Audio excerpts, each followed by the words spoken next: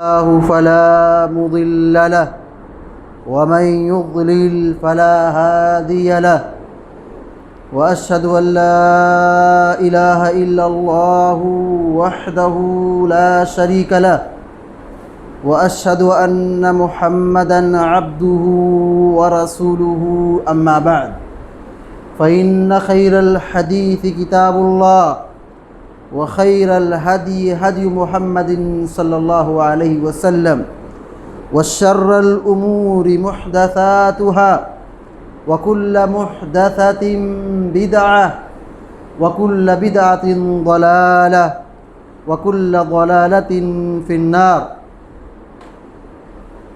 فقال الله عز وجل: أعوذ بالله من الشيطان الرجيم. إنه من يأت ربه مجرما فإن له جهنم لا يموت فيها ولا يحيا ومن يأته مؤمنا قد عمل الصالحات فأولئك لهم الدرجات العلى جنات عدن تجري من تحتها الأنهار خالدين فيها وذلك جزاء من تزكى. وقال تعالى في مقام آخر: قد أفلح من تزكى. حاضرین جمعہ، ماہ رمضان سے ہم بہت جلد داخل ہونے والے ہیں. شعبان کا مہینہ آخری مرحلے پر ہے. ماہ رمضان یہ تربیت کا مہینہ ہے، نفس کو سنوارنے سدھارنے کا مہینہ ہے. ہم اور آپ اللہ پر ایمان رکھتے ہیں، آخرت کے دن پر یقین رکھتے ہیں، جنت اور جہنم پر ایمان رکھتے ہیں. اس لیے ہماری سب سے زیادہ توجہ دل کو سدھارنے میں ہونا چاہیے. عام طور پر دنیا کا مزاج یہ رہا ہے، دنیا والے ظاہری چیز کو بہت روشن کرتے ہیں، در و دیوار کو چمکاتے ہیں، گھر مکان کو بہت سنوارتے ہیں، اپنا حلیہ بہت بناتے ہیں، لیکن اندرونی اعتبار سے، باطنی اعتبار سے، دل کے اعتبار سے ان کے یہاں تربیت اور تزکیہ کا کوئی سسٹم نہیں ہے. بس جانوروں کی طرح زندگی گزارتے ہیں، منمانی زندگی گزارتے ہیں. مگر ایمان ہونے کے ناطے، صاحب ایمان ہونے کے ناطے ہماری ذمہ داری بڑھ جاتی ہے کہ ہم باطنی چیز پر زیادہ فوکس کریں، اپنے دل کو سنوارنے اور بنانے کی زیادہ فکر کریں. دل میں نفرت، کدورت، بغض و حسد، شرک اور کفر سے ہٹ کر ہمارے دل میں ایمان ہو، توحید ہو، خشیت ہو، تقوی ہو، اللہ کا ڈر ہو. یہ ہے تزکیہ. اللہ رب العالمین نے قرآن کریم کا نزول اسی ماہ رمضان میں کیا. رمضان یہ وہ مہینہ جس میں قرآن کا نزول ہوا ہے، اور یہ قرآن ہدایت اور رمضان یہ ہدایت کا مہینہ ہے. قرآن یہ ہدایت کی کتاب ہے. رمضان اور قرآن دونوں میں بہت گہری مناسبت ہے. اللہ رب العالمین نے کہا: شہر رمضان الذی انزل فیہ القرآن. رمضان یہ وہ مہینہ ہے جس میں قرآن نازل ہوا ہے. ھدی للناس، یہ لوگوں کی ہدایت کی کتاب ہے. کتاب قرآن یہ ہدایت کے لیے نازل ہوئی ہے. جب رمضان کے اندر قرآن کا نزول ہو رہا ہے اور قرآن یہ لوگوں کی ہدایت کی کتاب ہے، اس سے لوگوں کو ہدایت ملتی ہے، تو ظاہر ہے کہ ماہ رمضان بھی ہدایت کا مہینہ ہے، سدھرنے کا مہینہ ہے، اپنے اندر تبدیلی لانے کا مہینہ ہے، اپنے نفس کو پاکیزہ بنانے کا مہینہ ہے، اپنے نفس کو سنوارنے کا مہینہ ہے. اسی کا نام تزکیہ ہے. تزکیہ کہتے ہیں پاک کرنا، صاف کرنا، دل کو صاف رکھنا، تمام گناہوں اور گندگیوں سے بچانا، شرک سے، حسد سے، نفرت سے، بغض سے، عداوت اور دشمنی سے، کینہ کپٹ سے، غرور گھمنڈ سے، حرص ہوس اور دنیا طلبی سے، جتنی منفی صفات ہیں، بری چیزیں ہیں، اپنے دل کو اس گندگی سے پاک صاف رکھنا، یہ تزکیہ ہے۔ مزید یہ کہ اس دل کے اندر رب کی خشیت، اللہ کا تقوی، ایمان، ہمدردی، نرمی، مسلمان بھائیوں سے محبت، الفت، انسانیت کا درد رکھنا اور قناعت اختیار کرنا، اور اسی طریقے سے آخرت کی فکر اپنے دلوں میں بسانا، یہ تزکیہ کہلاتا ہے۔ یہ نفس ہے، یہ ہمارا دل ہے، اور دل کی تاثیر یہ ہے کہ برائی کی طرف زیادہ مائل ہوتا ہے، یہ برائی کی طرف جاتا ہے۔ اگر نفس کو کنٹرول میں نہ رکھا جائے، نفس کو کنٹرول میں نہ رکھا جائے تو پھر انسان بھٹک جائے گا، برباد ہو جائے گا، اس کی ساری صلاحیت ضائع ہو جائے گی۔ اللہ رب العالمین نے سورہ یوسف میں یوسف علیہ السلام کی اس بات کو ذکر فرمایا ہے۔ یوسف علیہ السلام جلیل القدر نبی ہیں، علم اور خواب کی تعبیر کا گہرا علم دیا گیا ہے۔ وہ کہتے ہیں کہ وما ابرئ نفسی ان النفس لامارۃ بالسوء، میں اپنے نفس کی بڑائی نہیں مارتا۔ دیکھو یہ نفس جو ہے، یہ نفس، یہ دل ہے، یہ برائی کی طرف بہت مائل ہوتا ہے، الا ما رحم ربی، مگر جس پر رب کا رحم ہو، رب جس کی حفاظت کرے، جس کے دل میں اللہ کی خشیت بیٹھ جائے، وہی محفوظ ہو سکتا ہے، ورنہ انسان کا دل برائی کی طرف زیادہ مائل ہوتا ہے۔ اس لیے اس دل کو سنبھالنا، اس کی اصلاح کرنا، نفس کا تزکیہ کرنا بہت ضروری ہے۔ اللہ رب العالمین نے قرآن کریم میں فرمایا فَأَمَّا مَنْ طَغَى وَآثَرَ الْحَيَاةَ الدُّنْيَا فَإِنَّ الْجَحِيمَ هِيَ الْمَأْوَى، دیکھو جو حد سے آگے بڑھ جائے، دنیا ہی کی زندگی کو زندگی سمجھنے لگے، آخرت کو فراموش کر جائے، دنیا کو ترجیح دے، نفس کی اصلاح نہ کرے، تزکیہ نہ کرے، اللہ رب العالمین انجام بتا رہا ہے، اس کا ٹھکانہ جہنم ہے۔ یہ کوئی معمولی چیز نہیں ہے۔ جو اپنے نفس کو نہیں سنوارے گا، دل کی اصلاح نہیں کرے گا، تزکیہ نفس نہیں ہوگا، بھٹک جائے گا، برباد ہو جائے گا، جہنم میں چلا جائے گا۔ اس کے برعکس جس کے دل میں خشیت ہو، جس کے دل میں اللہ کا تقوی ہو، جو اپنے نفس کی اصلاح چاہتا ہے، تزکیہ چاہتا ہے، تزکیہ کرتا ہے، اس کا انجام اللہ رب العالمین جنت بتلایا ہے۔ اللہ تعالیٰ فرماتا ہے وَأَمَّا مَنْ خَافَ مَقَامَ رَبِّهِ، جو اپنے رب کے یہاں کھڑے ہونے سے ڈرے، آخرت کا خوف کھائے، وَنَهَى النَّفْسَ عَنِ الْهَوَىٰ، اور نفس کو بری خواہشات سے بچائے، گناہوں کی طرف نہ جائے، دل کی اصلاح کرے، نفس کا تزکیہ کرے، فَإِنَّ الْجَنَّةَ هِيَ الْمَأْوَىٰ، تو ایسا آدمی، ایسا شخص جنت کا مستحق ہے، اس کا ٹھکانہ جنت ہے۔ اللہ رب العالمین دوسری جگہ فرماتا ہے قَدْ أَفْلَحَ مَنْ تَزَكَّىٰ، وہ آدمی کامیاب ہو گیا جس نے اپنے نفس کا تزکیہ کیا، نفس کو درست کیا، پاک صاف کیا، گندگی اور گناہوں سے دور رکھا، اللہ کی خشیت پیدا کی۔ ایسا آدمی کامیاب ہو گیا، دنیا کے اندر بھی اور مرنے کے بعد آخرت کے اندر بھی۔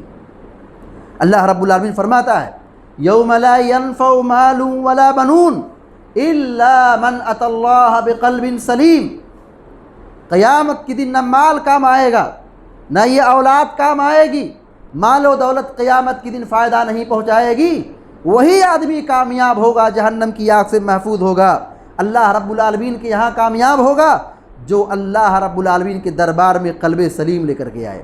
الا من اتى اللہ بقلب سلیم، جو قلب سلیم کے ساتھ رب العالمین کے دربار میں حاضر ہو، وہی آدمی کامیاب ہوگا، وہی آدمی جنت کا مستحق ہوگا۔ اللہ رب العالمین موسیٰ علیہ السلام کی وہ قوم جو جادوگر تھی اور پھر ایمان لے کر کے آئی، فرعون نے بہت ان کو دھوسایا، مارنے کی دھمکی دی، سخت عذاب میں مبتلا کرنے کی دھمکی دی، کہا میں تمہارے ہاتھ پاؤں کو الٹا کاٹ کے لٹکا دوں گا کھجور کے درخت پہ، کوئی معمولی سزا نہیں ہے، سخت عذاب کی دھمکی دی۔ مگر یہی لوگ جو پہلے صبح کے وقت کافر تھے، جادوگر تھے، نافرمان تھے، اللہ کے دشمن تھے، مگر جب اپنی نگاہوں سے حق کو دیکھ لیا، حق کو پہچان لیا، برملا حق کا اظہار کیا، اپنے نفس کی اصلاح کی۔ صبح کے وقت جادوگر تھے، مفسرین کہتے ہیں صبح کے وقت یہ اللہ کے دشمن تھے، کافر تھے، جادوگر تھے، لیکن زوال آفتاب کے وقت وہ لوگ صاحب ایمان ہو گئے، متقی و پرہیزگار ہو گئے، ایمان لے کر کے آئے۔ فرعون اپنی طاقت اور اپنی حکومت کے بل بوتے ان کو دھونسا رہا ہے، ورگلا رہا ہے، دھمکا رہا ہے، اور حق کی راہ سے روکنے کی کوشش کر رہا ہے، اور اپنی طاقت و قوت کے بل بوتے ان کو عذاب دینے کی دھمکی دے رہا ہے۔ مگر ان لوگوں نے کیا کہا؟ فَاقْضِ مَا أَنْتَ قَاضٍ إِنَّمَا تَقْضِي هَذِهِ الْحَيَاةَ الدُّنْيَا، اے فرعون ہم نے حق کو قبول کر لیا ہے، ہمارے دلوں میں ایمان بس چکا ہے، ہم نے اپنے نفس کی اصلاح کر لی ہے، ہمارا دل پاک صاف ہو گیا ہے، کفر اور بتوں کی گندگی سے ہمارا دل دور ہو چکا ہے، صاف ہو چکا ہے، اب تو جو کچھ اکھاڑنا ہے اکھاڑ لے، تم ہمیں روک نہیں سکتے ہو حق راستے سے۔ اگر تم ہمیں مارنا چاہتے ہو، یہ دنیا کی زندگی میں تم کچھ جو کر سکتے ہو، مگر اس کے بعد کی زندگی میں تمہارا کوئی بس نہیں چلے گا۔ اللہ رب العالمین انہی لوگوں کے بارے میں فرمایا۔ اسی پس منظر میں یہ آیت اللہ تعالیٰ بیان فرما رہا ہے۔ اللہ تعالیٰ کہتا ہے اِنَّهُ مَن يَأْتِ رَبَّهُ مُجْرِمًا، جو اللہ کے دربار میں مجرم کی حیثیت سے حاضر ہوگا۔ مجرم کون ہے؟ جو اللہ کو نہ مانے، اللہ پر ایمان نہ لائے، اللہ کی مخالفت اور نافرمانی کرے، اللہ رب العالمین کے احکام کو ٹھکرا دے، توحید کا انکار کر دے، مجرم کی حیثیت اللہ رب العالمین کے ہاں حاضر ہوگا۔ اللہ تعالیٰ فرماتا فَإِنَّ لَهُ جَهَنَّمَ، اس کا انجام جہنم ہے، لا يموت فیہا ولا یحیا۔ ایسی کتنی خطرناک زندگی ہے، نہ آدمی زندہ ہے نہ مردہ ہے، انتہائی خطرناک کنڈیشن اور حالت میں ہوگا انسان، طرح طرح کے عذاب سے دوچار ہوگا، نہ وہ زندہ کی حالت میں ہے نہ مردہ کی حالت میں ہے، بری حالت ہے اس کی۔ اور جو ایمان کی حالت میں حاضر ہو، جو اپنے نفس کا تزکیہ کر کے حاضر ہو، اللہ تعالیٰ فرماتا ہے وَمَن يَأْتِهِ مُؤْمِنًا قَدْ عَمِلَ الصَّالِحَاتِ، جو اللہ رب العالمین کے یہاں حاضر ہوا ہو ایمان کی حالت میں، اسلام کی حالت میں، اور اس نے زندگی میں خوب نیکیاں کی ہو، عمل صالح کیے ہو، فَأُولَٰئِكَ لَهُمُ الدَّرَجَاتُ الْعُلَىٰ، اس کے لیے آخرت میں بلند مقام ہے، اعلیٰ درجہ ہے۔ جنات عدن تجری من تحت الانہار، ایسی جنت عدن میں اس کو داخل کیا جائے گا جس کے نیچے نہریں جاری ہوں گی، خالدین فیہا، وہ اس جنت کے اندر ہمیشہ ہمیشہ رہیں گے۔ ایک لمحہ کے لیے سوچیں، دنیا میں ہم زمین لیتے ہیں، بنگلہ بناتے ہیں، گھر بناتے ہیں اور گھر کا پورا انتظام کرتے ہیں، لیکن زندگی آہستہ آہستہ برف کی طرف پگھل رہی ہے، 60-70 پہ جاتے جاتے ختم ہو جاتے ہیں۔ آدمی بڑے ارمانوں سے، بڑی امیدوں سے، بڑی محنت سے دنیا سنوارتا ہے، گھر بناتا ہے اور گھر کی ساری سہولیات اس میں مہیا کرتا ہے، تیار رکھتا ہے، لیکن موت کا فرشتہ آتا ہے، آدمی گھر سے نکل جاتا ہے، نکلنا ہے اسے، دنیا چھوڑنا ہے اسے۔ مگر اللہ نے جو جنت بنائی ہے ہمیشہ ہمیشہ کی زندگی ہے، وہاں کوئی بیماری نہیں، پریشانی نہیں، کوئی دکھ نہیں، کوئی درد نہیں، کوئی غم نہیں، کوئی ٹینشن نہیں، کھانے کی نعمت، صحت کی نعمت، اور اللہ تبارک و تعالیٰ ایک زندگی پر ان کو باقی رکھے گا، ایک کنڈیشن میں ان کو باقی رکھے۔ ایسا نہیں کہ کوئی پھر بوڑھا ہو جائے گا تو بیمار ہو جائے گا، نعمتیں چلی جائیں گی، پریشان ہو جائے گا، بیماری آئے گی، کچھ بھی نہیں۔ خالدین فیہا، جس حالت میں وہ جنت میں داخل ہوگا، جو نعمتیں اسے میسر تھیں، اس کو اللہ نے جو جنت میں درجہ دیا ہے، وہ ساری نعمتیں اور ساری راحتیں، ساری سہولتیں ہمیشہ ہمیشہ رہیں گی۔ 1 سال، 2 سال، 10 سال، 5 سال، 60 سال، 100 سال، 1000 سال، کروڑ سال نہیں، ہمیشہ ہمیشہ۔ تنہائی میں اس کو سوچیں، اس کو ہمیشہ ہمیشہ کا مفہوم کیا ہے؟ تنہائی میں سوچیں کہ ہمیشہ ہمیشہ زندگی کا مطلب کیا ہے؟ 1 لاکھ سال، 10 لاکھ اور 10 کروڑ سال نہیں، ہمیشہ ہمیشہ جنت میں رہیں گے۔ کون لوگ؟ جو اپنے نفس کا تزکیہ کرنے والے ہیں، اپنے آپ کو سنبھالنے والے ہیں، گناہوں سے بچانے والے ہیں، تقوی اختیار کرنے والے ہیں، اپنی اصلاح کرنے والے ہیں، نفس کا تزکیہ کرنے والے ہیں۔ اللہ تعالیٰ نے یہی فرمایا وَذَلِكَ جَزَاءُ مَن تَزَكَّىٰ، یہی بدلہ ہے ان کا جو دنیا میں تزکیہ اختیار کرتے تھے، اپنے نفس کو پاک رکھتے تھے۔ تو نفس کو پاک رکھنا، نفس کو صاف رکھنا، گناہوں کی گندگی اور آلودگی سے بچانا، یہ آخرت کی کامیابی کو حاصل کرنا ہے۔ انبیاء علیہ الصلاۃ والتسلیم اس دنیا میں آئے، ان کی یہی ڈیوٹی تھی، ان کا یہی کام تھا کہ وہ لوگوں کے دل کو صاف کریں، لوگوں کا تزکیہ کریں۔ یہ بہت اہم موضوع ہے۔ تزکیہ ہی کی خاطر انبیاء دنیا میں بھیجے گئے۔ تزکیہ ہوگا کہتے توحید سے ہوگا، سنت سے ہوگی، قرآن و حدیث کی تعلیم سے ہوگی۔ اللہ رب العالمین سورۃ الجمعہ کے اندر فرماتا ہے هو الذی بعث فی الامیین رسولا منہم، وہی وہ ذات ہے جس نے انہی میں سے، انسانوں میں سے اللہ رب العالمین نے ایک رسول کو بھیجا۔ ان کی ڈیوٹی کیا تھی؟ ان کی ذمہ داری کیا تھی؟ ان کا فریضہ کیا تھا؟ یتلو علیہم آیاتی، وہ رب کی آیتوں کو پڑھ پڑھ کر کے سناتے تھے، قرآن پڑھتے تھے، اللہ کی آیتیں سناتے تھے۔ وَيُزَكِّيهِمْ، اور قرآن پڑھ پڑھ کر کے ان کو پاک صاف رکھتے تھے، ان کا تزکیہ کرتے تھے۔ وَيُعَلِّمُهُمُ الْكِتَابَ وَالْحِكْمَةَ، اور پیارے نبی صلی اللہ علیہ وسلم کے بارے میں اللہ تعالیٰ فرما رہا ہے کہ وہ انہیں قرآن و حکمت کی، قرآن و سنت کی تعلیم دیتے تھے۔ وَإِن كَانُوا مِن قَبْلُ لَفِي ضَلَالٍ مُبِينٍ، گرچہ کہ یہ لوگ کھلی گمراہی میں تھے، کھلی گمراہی میں تھے، مگر پیارے نبی صلی اللہ علیہ وسلم نے جب اپنی ذمہ داری کو ادا کرنا شروع کیا، لوگوں کے سامنے توحید کی دعوت دی، وہی اریل قوم تھی، نافرمان قوم تھی، وہی حد سے آگے بڑھنے والی قوم تھی، مگر پیارے نبی صلی اللہ علیہ وسلم جب دنیا میں تشریف لائے اور آپ نے لوگوں کو توحید کا درس دیا، لوگوں کو ایمان کی تعلیم دی، توحید کی دعوت دی، شرک سے روکا، کفر سے روکا، اللہ کی نافرمانی سے روکا، تو ان کے دلوں میں اللہ کی خشیت پیدا ہوئی، محبت پیدا ہوئی، اور ان کا دل صاف ہو گیا، یہ آپس میں بھائی بھائی بن گئے۔ یہ تزکیہ کا فائدہ ہے۔ تو انبیاء علیہ الصلاۃ والتسلیم دنیا میں آئے، ان کے آنے کا سب سے بڑا مقصد یہی تھا کہ وہ توحید کے ذریعے سے، قرآن کی آیتوں کے ذریعے سے، ایمان کے ذریعے سے لوگوں کے دلوں کو پاک صاف رکھیں، دلوں کی گندگی سے، دلوں کی آلودگی سے لوگوں کو بچائیں، اور ان کے دلوں میں اللہ کی خشیت پیدا کریں، اللہ تعالیٰ کا ایمان پیدا کریں۔ ماہ رمضان بالکل قریب ہے۔ ماہ رمضان یہ تربیت کا مہینہ ہے۔ ماہ رمضان یہ نفس کو سدھارنے سنوارنے کا مہینہ ہے۔ آپ روزے کی تعلیم پر دیکھیں، رمضان المبارک کی تعلیم کو دیکھیں، اس میں نفس کی جیسی پاکیزہ تربیت ہو سکتی ہے، اس سے بہتر کوئی معنی نہیں۔ یوں تو ہمارا دل ہمیشہ صاف رہنا چاہیے، ہمیں اپنے دل کی فکر ہمیشہ ہونی چاہیے، لیکن عام دنوں کے مقابلے میں ماہ رمضان روزے کی عبادت، قیام کی عبادت، رمضان کے مہینے میں کی جانے والی نیکیاں، یہ ہمارے نفس کو سنوارتی ہے، ہمارے نفس کو پاک رکھتی ہے، ہمارے نفس کا تزکیہ کرتی ہے۔ روزے سے دل کا تزکیہ ہوتا ہے، اور ماہ رمضان کا جو سسٹم ہے، نظام تربیت ہے، آپ اس کو ہم سنجیدگی سے دیکھیں، کتنے ہمارے نفس کی اصلاح ہوتی ہے۔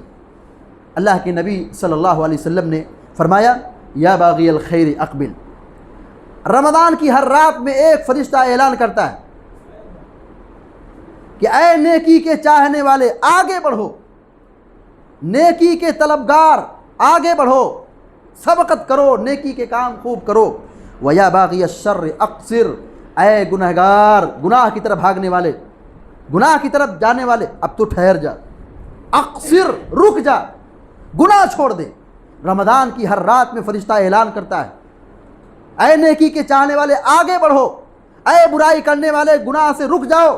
رمضان ہی وہ مبارک مہینہ ہے جس میں نیکیوں کی زیادہ توفیق ملتی ہے، گناہ مشکل بن جاتے ہیں، انسان گناہوں سے دور رہتا ہے، تعلق باللہ اس مہینے میں جتنا زیادہ مضبوط ہوتا ہے، کسی دوسرے مہینے میں اتنا مضبوط نہیں ہوتا ہے۔ تو روزہ، تلاوت، ذکر و اذکار، نوافل، قیام رمضان، تراویح، صدقات، زکوٰۃ، اللہ کی راہ میں خرچ کرنا، یہ پورا مہینہ نیکیوں کا مہینہ ہے، موسم بہار ہے۔ اس میں جنت کے دروازے کھول دیے جاتے ہیں، جہنم کے دروازے بند کر دیے جاتے ہیں، شیاطین کو قید کر دیا جاتا ہے، یعنی اس مہینے میں گناہ کا کام کرنا مشکل ہو جاتا ہے۔ نیکی کی توفیق عام دنوں کے مقابلے میں بندے کو زیادہ ملتی ہے۔ دیکھیے انسان دو راستے سے برباد ہوتا ہے، دو قسم کی شہوت انسان کو برباد کرتی ہے۔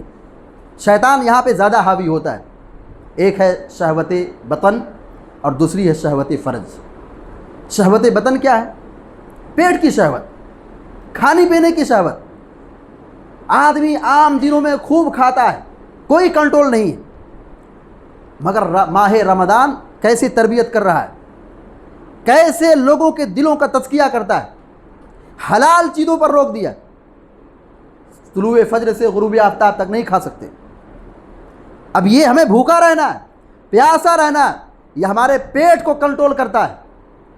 جب ہم ماہ رمضان میں حلال چیزوں کو چھوڑ سکتے ہیں، پانی پینا حلال ہے، کھانا کھانا حلال ہے، سیب کھانا حلال ہے، فروٹ حلال ہے، مگر ہم فجر کی اذان سے لے کر کے، طلوع فجر سے لے کر کے سورج ڈوبنے تک ایک قطرہ اپنے حلق کے نیچے اتارنا گوارا نہیں کرتے۔ یہ نفس کی تربیت ہو رہی ہے کہ ہم حلال چیزوں کو اگر ہم چھوڑ سکتے ہیں تو ہم حرام چیزوں کو بھی چھوڑ سکتے ہیں۔ یہ تربیت کی جا رہی ہے۔ اور اسی طریقے سے عام دنوں میں ہم کھاتے پیتے ہیں، ہمارے دل میں ہمدردی نہیں ہوتی، غریبوں کی غربت کا احساس نہیں ہوتا ہے، بھوک کی شدت ہمیں تڑپاتی نہیں ہے۔ لیکن ماہ رمضان میں جب ہم 16 گھنٹے 17 گھنٹے 15 گھنٹے 14 گھنٹے کا روزہ رکھتے ہیں، بھوک لگتی ہے، پیاس کا احساس ہوتا ہے، تب آدمی ایک لمحہ کے لیے سوچتا ہے کہ اس دنیا میں بہت سارے لوگ ہیں جنہیں کھانے کی ضرورت ہے، جنہیں پانی کی ضرورت ہے، جنہیں خوراک کی ضرورت ہے، مگر وہ اپنی غربت کی وجہ سے وہ بھوکے سوتے ہیں، فاقے کی نوبت آتی ہے، پریشانی کی زندگی گزارتے ہیں۔ یہ رمضان اور یہ روزہ ہمارے دلوں میں غریبوں کی الفت، محبت اور قربت پیدا کرتا ہے کہ ہم اپنائیت پیدا کریں، غریبوں سے محبت پیدا کریں اور ان کا خیال رکھیں۔ اللہ نے ہمیں روزی دی ہے، مال دیا ہے، تو ہم خرچ کریں۔ عام طور پر لوگ کہتے ہیں روزہ عبادت ہے، حج عبادت ہے، نماز پڑھنا عبادت ہے، تلاوت عبادت ہے، مال خرچ کرنا بھی عبادت ہے، مال خرچ کرنا بھی عبادت ہے، غریبوں کی مدد کرنا بھی عبادت ہے۔ بیلنس دیکھیے، وَأَقِيمُوا الصَّلَاةَ وَآتُوا الزَّكَاةَ، نماز پڑھو، زکوٰۃ دو، زکوٰۃ دیں گے، غریبوں کی مدد کریں گے، لوگوں کا خیال رکھیں گے، لوگوں کو کھانا کھلائیں گے، اس سے ہمارے دلوں میں غریبوں کی محبت پیدا ہوگی، اور جب یہ غریبوں کی محبت پیدا ہوگی تو دل کی اصلاح ہوگی، دل کا تزکیہ ہوگا۔ اسی طریقے سے دوسری جو شہوت ہے، شہوت فرج، انسانوں میں جو بھٹکنے والے، گناہ کی طرف بھاگنے والے، گناہ کرنے والے، شیطان اس راستے سے زیادہ برباد کرتا ہے۔ شہوت فرج، بدکاری، زناکاری، لواطت، اللہ رب العالمین کی نافرمانی، اس کے حدود کو پامال کرنا، شیطان اس راستے سے زیادہ انسان کو برباد کرتا ہے۔ شریعت نے کیا کہا؟ روزہ رکھے ہو، بیوی سے ہم بستری نہیں کر سکتے، روزے کی حالت میں بیوی سے ہم بستری کرنا حرام ہے۔ اگر کوئی ہم بستری کر لے کفارہ دینا پڑے گا۔ کیا ہے کفارہ؟ ایک غلام آزاد کرنا، دوسرا ہے کہ 60 دن لگاتار روزہ رکھنا۔ ایک روزہ بھاری ہو رہا ہے، اس میں ہم بستری کر رہا ہے، کنٹرول نہیں کر پا رہا ہے، 60 دن کا لگاتار روزہ رکھنا، لگاتار شرط ہے۔ 30 روزہ رکھا، 31 کو کھا لیا، سب مائنس ہو گیا، پھر سے روزہ رکھنا پڑے گا، لگاتار 60 دن کا روزہ رکھنا۔ اور تیسرا کفارہ ہے کہ 60 مسکین کو کھانا کھلانا۔ آپ غور کیجئے کہ جب یہاں تربیت کی جا رہی ہے کہ ہم اپنی حلال بیوی سے ہم بستری نہیں کر سکتے ہیں، تو عام دنوں میں ہم گناہ کو بھی چھوڑ سکتے ہیں، بدکاری نہیں کر سکتے ہیں، زناکاری نہیں کر۔ روزہ ہماری تربیت کرتا ہے، روزہ ہمارے دل کو صاف رکھتا ہے، گناہوں سے دور رکھتا ہے۔ پیارے نبی صلی اللہ علیہ وسلم نے اسی لیے ان لوگوں کو تعلیم دی ہے جن کی شادی نہیں ہوئی ہے، جو کنوارے ہیں، کہ ہاں یا معاشر الشباب من استطاع منکم الباء فلیتزوج فإنه اغض للبصر واحسن للفرج فمن لم يستطع فعليه بالصوم فإنه له به وجاء۔ کہا ہے نوجوانوں کی جماعت، شادی کرو، اگر تمہارے پاس شادی کی طاقت ہے شادی کرو، یہ ضروری ہے۔ یہ شادی کوئی معمولی چیز نہیں ہے، یہ دین ہے، یہ اخلاق ہے، یہ فریضہ ہے کہ شادی انسان کے ایمان کی حفاظت کرتی ہے، اخلاق کی حفاظت کرتی ہے، عزت کی حفاظت کرتی ہے۔ اللہ کے نبی صلی اللہ علیہ وسلم کہتے ہیں اے نوجوانوں کی جماعت، شادی کرو جو طاقت رکھتے ہو، اور جن کے پاس طاقت نہیں ہے مالی قوت نہیں ہے، شادی نہیں کر سکتے ہیں، کہا وہ روزہ رکھیں، وہ روزہ رکھیں۔ شادی کرنے سے شرمگاہ کی حفاظت ہوتی ہے، نگاہ کی حفاظت ہوتی ہے، اور جو شادی کی طاقت نہیں رکھتے ہیں وہ کیا کریں؟ روزہ رکھیں۔ کیوں روزہ رکھیں؟ کیونکہ روزہ یہ شہوت کو کچل دیتا ہے، روزہ یہ انسان کی شہوت کو کم کر دیتا ہے۔ تو ایک طرف یہ تعلیم دی گئی شہوت فرج کو کنٹرول میں رکھنے کے لیے، رمضان اور روزے کی حالت میں، رمضان کے دن کے اندر حلال بیوی کو چھوڑنا ہے، اس سے کنارہ کشی اختیار کرنا ہے، مستری نہیں کرنا ہے۔ اور دوسرا یہ کہ جو کنوارے ہیں، جن کو شادی کی ضرورت ہے لیکن طاقت نہیں ہے، مالی استطاعت نہیں ہے، وہ کثرت سے روزہ رکھیں۔ یہ روزہ ان کی اصلاح کرے گا، ان کے دل کا تزکیہ کرے گا۔ ہماری اور آپ کی یہ ذمہ داری بنتی ہے کہ ماہ رمضان بہت قریب ہے، ہم رمضان کے آنے سے پہلے اپنے دل کو پاک صاف رکھ لیں، تاکہ ہم اس ماہ رمضان میں زیادہ سے زیادہ نیک کام کر لیں، اور اللہ رب العالمین کی بندگی عبادت کر کے اپنے آپ کو ان لوگوں کی فہرست میں شامل کر لیں جن کی گردنوں کو اللہ تبارک و تعالی ماہ رمضان میں جہنم کی آگ سے آزاد کرتا ہے۔ اللہ تبارک و تعالیٰ سے دعا ہے کہ اللہ تعالی ہم سب کو، آپ سب کو نیک عمل کرنے کی توفیق عطا فرمائے، ماہ رمضان کو ہمارے لیے مبارک بنائے، ہدایت اور سعادت کا ذریعہ بنائے، اور ہم سب کو زیادہ سے زیادہ اس مہینے میں نیکی کرنے کی توفیق عطا فرمائے، مریضوں کو شفائے کاملہ عطا فرمائے، پریشان حال لوگوں کی پریشانی کو دور فرمائے، مقروض کے قرض کی ادائیگی کا معاملہ آسان فرمائے، جو بیمار ہیں اللہ تعالیٰ اپنے فضل و کرم سے ان کو شفائے کاملہ عطا فرمائے، اور جو کسی بھی طریقے سے پریشانی کے شکار ہیں اللہ تعالیٰ اپنے فضل و کرم سے ان کی غربت کو، ان کی محتاجگی کو، ان کی پریشانی کو دور فرمائے، ہمارے مال میں، اولاد میں برکت عطا فرمائے، آمین یا رب العالمین۔ اقول قولی ھذا واستغفر اللہ لی ولکم ولسائر المسلمین فاستغفروہ انہ الغفور الرحیم، وصلی اللہ علی نبینا محمد وسلم تسلیما کثیرا۔